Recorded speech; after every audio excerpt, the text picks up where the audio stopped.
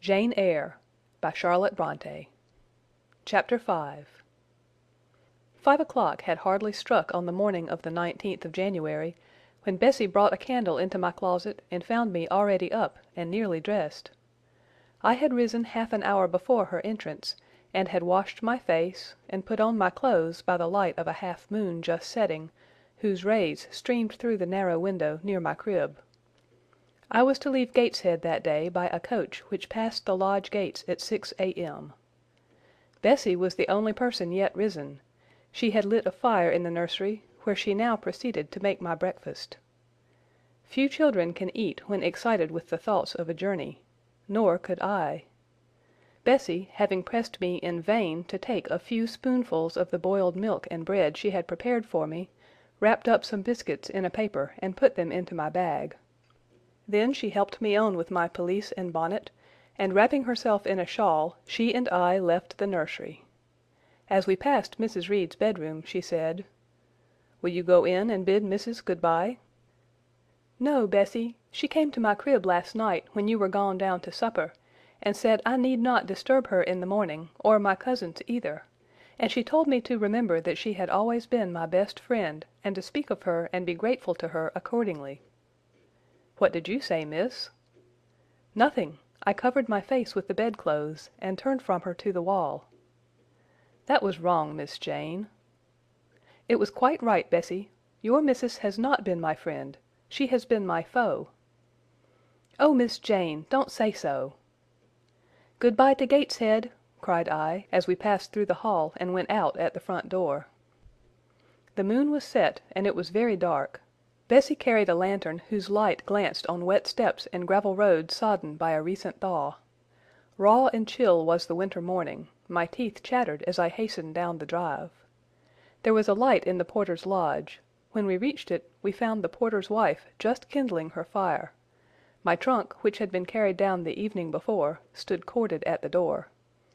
It wanted but a few minutes of 6, and shortly after that hour had struck, the distant roll of wheels announced the coming coach. I went to the door and watched its lamps approach rapidly through the gloom. "Is she going by herself?" asked the porter's wife. "Yes." "And how far is it?" 50 miles. "What a long way!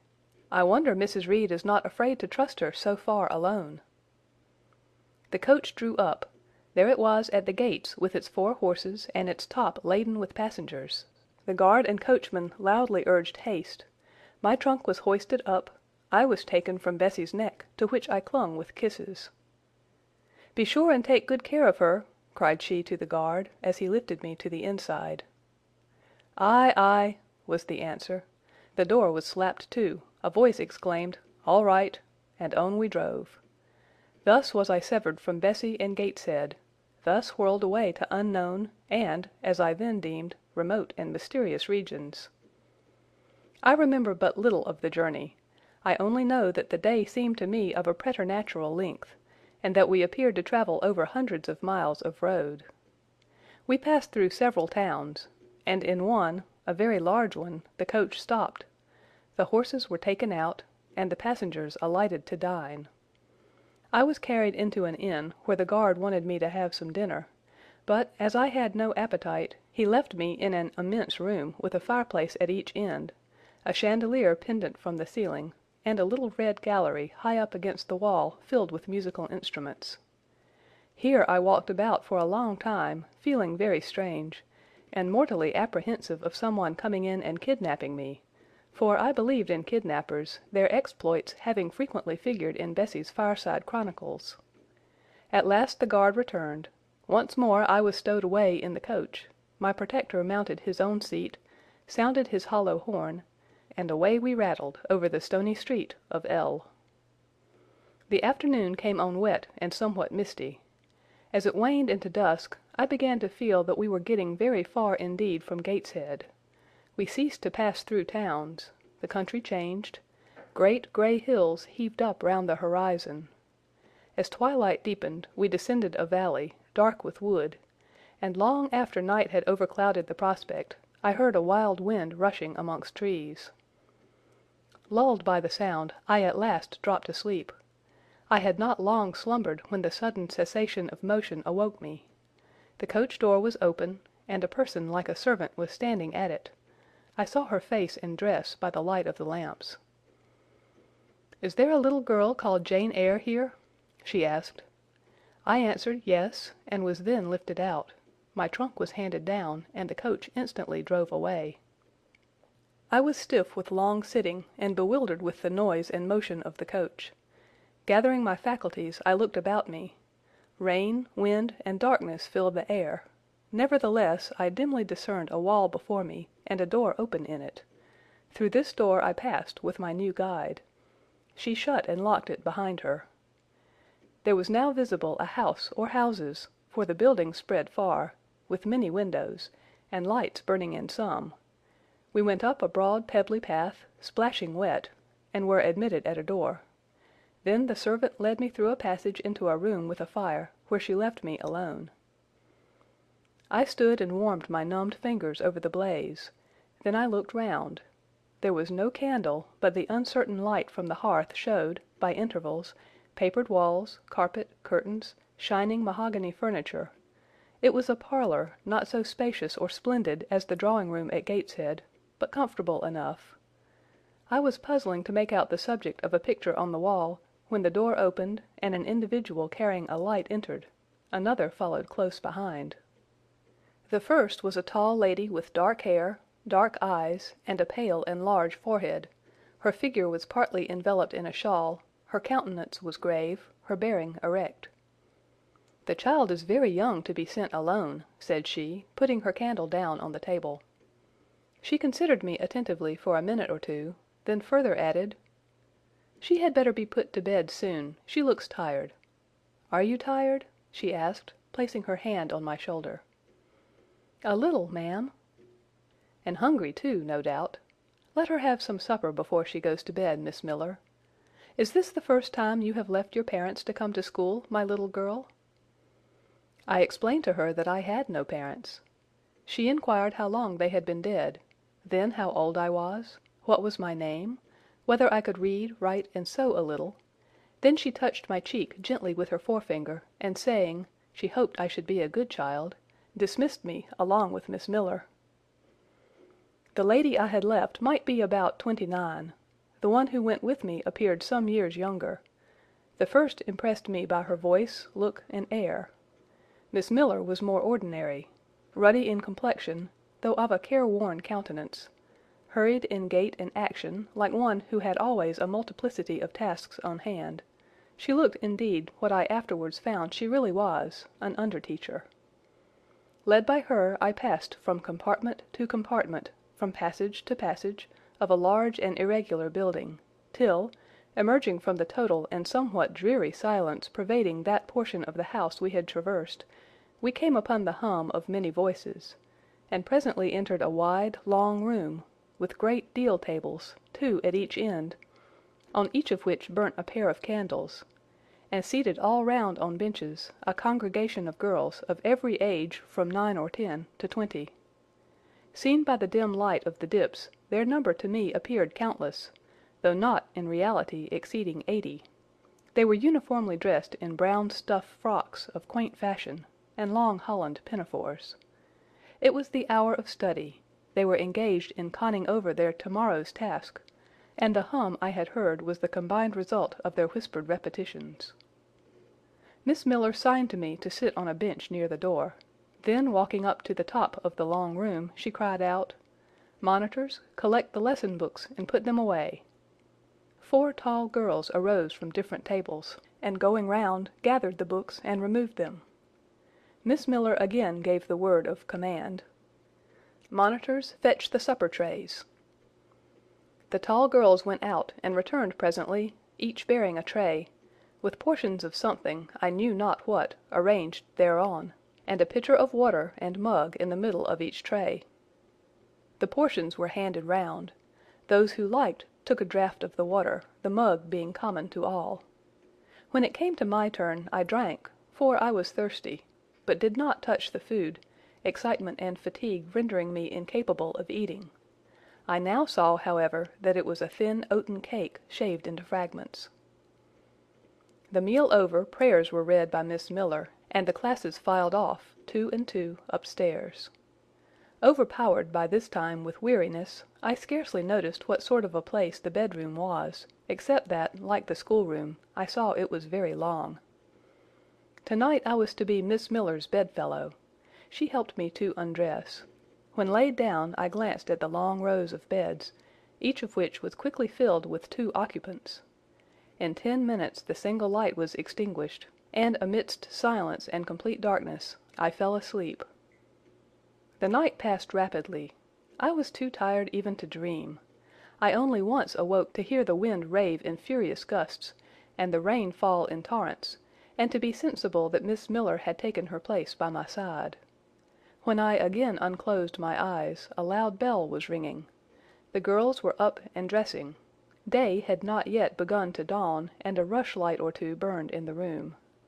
I, too, rose reluctantly. It was bitter cold, and I dressed as well as I could for shivering, and washed when there was a basin at liberty, which did not occur soon, as there was but 1 basin to 6 girls, on the stands down the middle of the room. Again the bell rang. All formed in file, 2 and 2, and in that order descended the stairs and entered the cold and dimly lit schoolroom. Here prayers were read by Miss Miller. Afterwards she called out, "Form classes." A great tumult succeeded for some minutes, during which Miss Miller repeatedly exclaimed, "Silence!" and "Order!" When it subsided, I saw them all drawn up in 4 semicircles, before 4 chairs, placed at the 4 tables. All held books in their hands, and a great book, like a Bible, lay on each table, before the vacant seat. A pause of some seconds succeeded, filled up by the low, vague hum of numbers. Miss Miller walked from class to class, hushing this indefinite sound. A distant bell tinkled. Immediately 3 ladies entered the room, each walked to a table and took her seat. Miss Miller assumed the 4th vacant chair, which was that nearest the door, and around which the smallest of the children were assembled.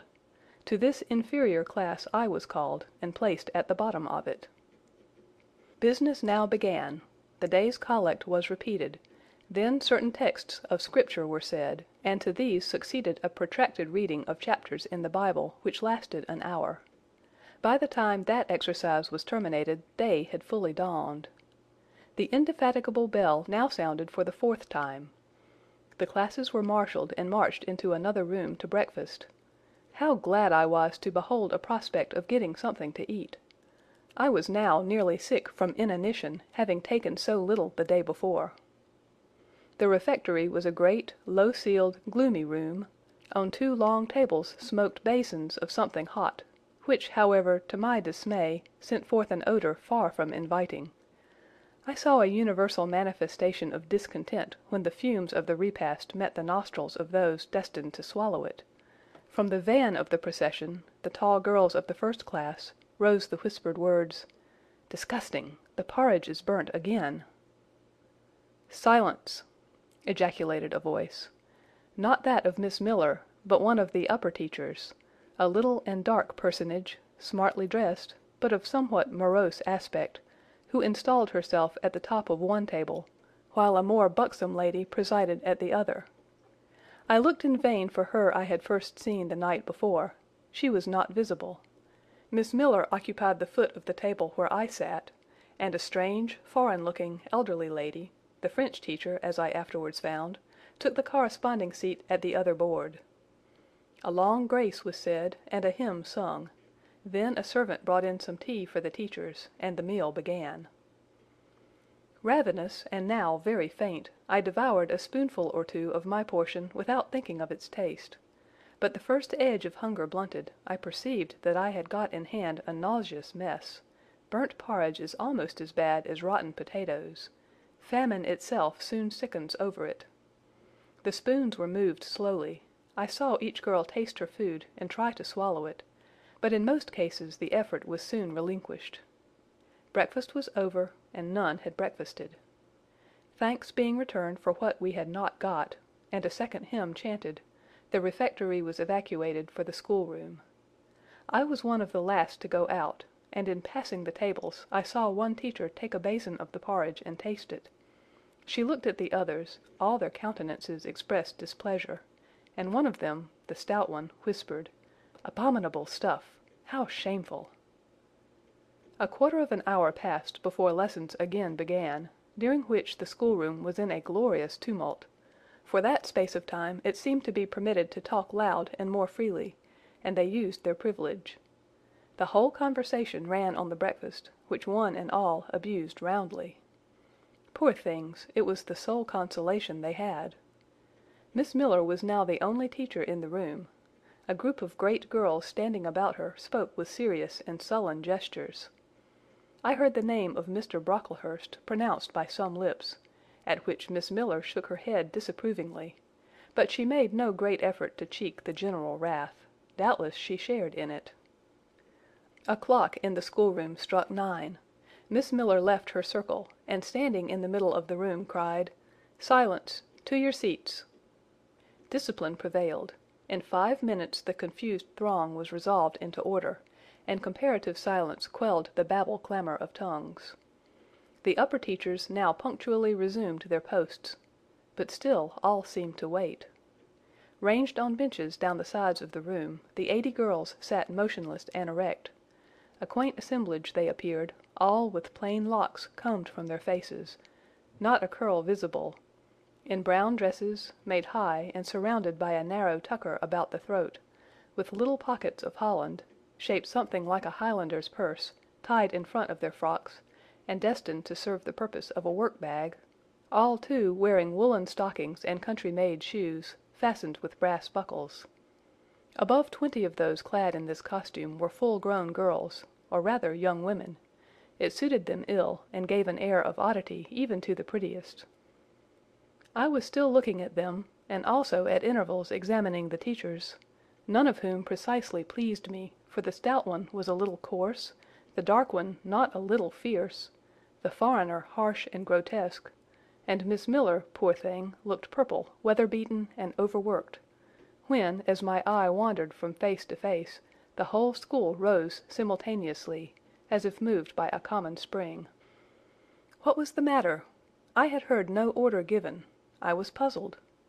Ere I had gathered my wits, the classes were again seated, but as all eyes now turned to one point, mine followed the general direction, and encountered the personage who had received me last night. She stood at the bottom of the long room, on the hearth, for there was a fire at each end. She surveyed the 2 rows of girls silently and gravely. Miss Miller, approaching, seemed to ask her a question, and having received her answer, went back to her place and said aloud, "Monitor of the first class, fetch the globes." While the direction was being executed, the lady consulted moved slowly up the room. I suppose I have a considerable organ of veneration, for I retain yet the sense of admiring awe with which my eyes traced her steps. Seen now, in broad daylight, she looked tall, fair, and shapely, brown eyes with a benignant light in their iris, and a fine penciling of long lashes round, relieved the whiteness of her large front. On each of her temples her hair, of a very dark brown, was clustered in round curls, according to the fashion of those times, when neither smooth bands nor long ringlets were in vogue. Her dress, also in the mode of the day, was of purple cloth, relieved by a sort of Spanish trimming of black velvet. A gold watch—watches were not so common then as now—shone at her girdle. Let the reader add, to complete the picture, refined features, a complexion, if pale, clear, and a stately air and carriage, and he will have, at least, as clearly as words can give it, a correct idea of the exterior of Miss Temple, Maria Temple, as I afterwards saw the name written in a prayer book entrusted to me to carry to church. The superintendent of Lowood, for such was this lady, having taken her seat before a pair of globes placed on one of the tables, summoned the first class round her, and commenced giving a lesson on geography. The lower classes were called by the teachers. Repetitions in history, grammar, etc., went on for an hour. Writing and arithmetic succeeded, and music lessons were given by Miss Temple to some of the elder girls. The duration of each lesson was measured by the clock, which at last struck 12. The superintendent rose. "I have a word to address to the pupils," said she. The tumult of cessation from lessons was already breaking forth, but it sank at her voice. She went on: "You had this morning a breakfast which you could not eat. You must be hungry. I have ordered that a lunch of bread and cheese shall be served to all." The teachers looked at her with a sort of surprise. "It is to be done on my responsibility," she added, in an explanatory tone to them, and immediately afterwards left the room. The bread and cheese was presently brought in and distributed, to the high delight and refreshment of the whole school. The order was now given, "To the garden." Each put on a coarse straw bonnet, with strings of coloured calico, and a cloak of grey frieze. I was similarly equipped, and following the stream, I made my way into the open air. The garden was a wide enclosure, surrounded with walls so high as to exclude every glimpse of prospect. A covered veranda ran down one side, and broad walks bordered a middle space divided into scores of little beds. These beds were assigned as gardens for the pupils to cultivate, and each bed had an owner. When full of flowers they would doubtless look pretty, but now, at the latter end of January, all was wintry blight and brown decay. I shuddered as I stood and looked round me. It was an inclement day for outdoor exercise, not positively rainy, but darkened by a drizzling yellow fog.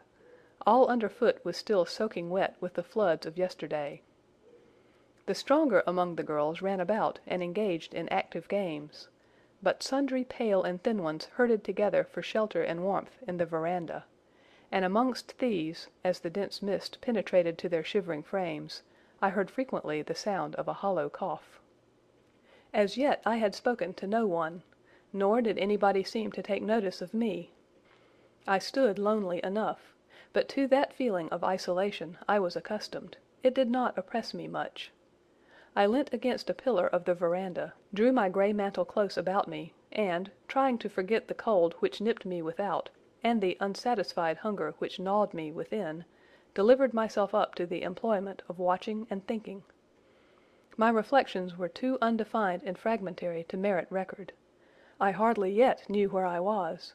Gateshead and my past life seemed floated away to an immeasurable distance. The present was vague and strange, and of the future I could form no conjecture. I looked round the convent-like garden, and then up at the house, a large building, half of which seemed grey and old, the other half quite new. The new part, containing the schoolroom and dormitory, was lit by mullioned and latticed windows, which gave it a church-like aspect. A stone tablet over the door bore this inscription: Lowood Institution. This portion was rebuilt A.D. by Naomi Brocklehurst, of Brocklehurst Hall, in this county. Let your light so shine before men, that they may see your good works, and glorify your Father which is in heaven. St. Matthew, verse 16. I read these words over and over again. I felt that an explanation belonged to them, and was unable fully to penetrate their import. I was still pondering the signification of institution, and endeavouring to make out a connection between the first words and the verse of Scripture, when the sound of a cough close behind me made me turn my head. I saw a girl sitting on a stone bench near. She was bent over a book, on the perusal of which she seemed intent. From where I stood I could see the title. It was Rasselas, a name that struck me as strange and consequently attractive. In turning a leaf she happened to look up, and I said to her directly, "Is your book interesting?" I had already formed the intention of asking her to lend it to me some day. "I like it," she answered, after a pause of a second or two, during which she examined me. "What is it about?" I continued. I hardly know where I found the hardihood thus to open a conversation with a stranger. The step was contrary to my nature and habits, but I think her occupation touched a chord of sympathy somewhere, for I too liked reading, though of a frivolous and childish kind. I could not digest or comprehend the serious or substantial. "You may look at it," replied the girl, offering me the book. I did so. A brief examination convinced me that the contents were less taking than the title. Rasselas looked dull to my trifling taste. I saw nothing about fairies, nothing about genii, No bright variety seemed spread over the closely printed pages. I returned it to her. She received it quietly, and without saying anything she was about to relapse into her former studious mood. Again I ventured to disturb her. "Can you tell me what the writing on that stone over the door means? What is Lowood Institution?" "This house where you are come to live." "And why do they call it institution? Is it in any way different from other schools?" "It is partly a charity school. You and I and all the rest of us are charity children. I suppose you are an orphan. Are not either your father or your mother dead?" "Both died before I can remember." "Well, all the girls here have lost either one or both parents, and this is called an institution for educating orphans." "Do we pay no money? Do they keep us for nothing?" "We pay, or our friends pay, £15 a year for each." "Then why do they call us charity children?" "Because £15 is not enough for board and teaching, and the deficiency is supplied by subscription." "Who subscribes?" "Different benevolent-minded ladies and gentlemen in this neighbourhood and in London." "Who was Naomi Brocklehurst?" "The lady who built the new part of this house, as that tablet records, and whose son overlooks and directs everything here." "Why?" "Because he is treasurer and manager of the establishment." "Then this house does not belong to that tall lady who wears a watch and who said we were to have some bread and cheese?" "To Miss Temple? Oh, no! I wish it did. She has to answer to Mr. Brocklehurst for all she does. Mr. Brocklehurst buys all our food and all our clothes." "Does he live here?" "No, 2 miles off, at a large hall." "Is he a good man?" "He is a clergyman, and is said to do a great deal of good." "Did you say that tall lady was called Miss Temple?" "Yes." "And what are the other teachers called?" "The one with red cheeks is called Miss Smith. She attends to the work and cuts out, for we make our own clothes, our frocks and pelisses, and everything. The little one with black hair is Miss Scatcherd. She teaches history and grammar, and hears the second-class repetitions. And the one who wears a shawl, and has a pocket handkerchief tied to her side with a yellow ribbon, is Madame Pierrot. She comes from Lille, in France, and teaches French." "Do you like the teachers?" "Well enough." "Do you like the little black one, and the Madame—I cannot pronounce her name as you do." "Miss Scatcherd is hasty. You must take care not to offend her. Madame Pierrot is not a bad sort of person." "But Miss Temple is the best, isn't she?" "Miss Temple is very good and very clever. She is above the rest, because she knows far more than they do." "Have you been long here?" "2 years." "Are you an orphan?" "My mother is dead." "Are you happy here?" "You ask rather too many questions. I have given you answers enough for the present. Now I want to read." But at that moment the summons sounded for dinner. All re-entered the house. The odor which now filled the refectory was scarcely more appetizing than that which had regaled our nostrils at breakfast. The dinner was served in 2 huge tin-plated vessels, whence rose a strong steam redolent of rancid fat. I found the mess to consist of indifferent potatoes and strange shreds of rusty meat, mixed and cooked together. Of this preparation a tolerably abundant plateful was apportioned to each pupil. I ate what I could, and wondered within myself whether every day's fare would be like this. After dinner we immediately adjourned to the schoolroom. Lessons recommenced, and were continued till 5 o'clock. The only marked event of the afternoon was, that I saw the girl with whom I had conversed in the veranda dismissed in disgrace by Miss Scatcherd from a history class, and sent to stand in the middle of the large schoolroom.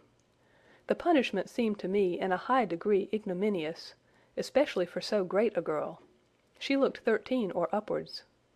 I expected she would show signs of great distress and shame, but to my surprise she neither wept nor blushed. Composed, though grave, she stood, the central mark of all eyes. But how can she bear it so quietly, so firmly? I asked of myself. Were I in her place, it seems to me I should wish the earth to open and swallow me up.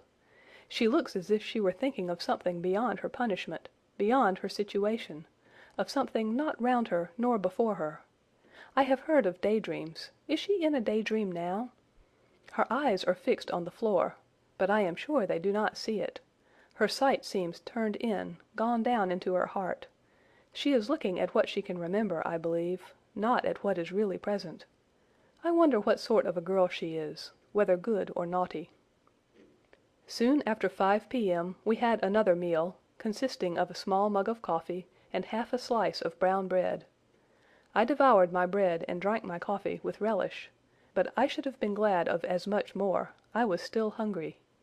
Half an hour's recreation succeeded, then study, then the glass of water and the piece of oatcake, prayers, and bed. Such was my first day at Lowood.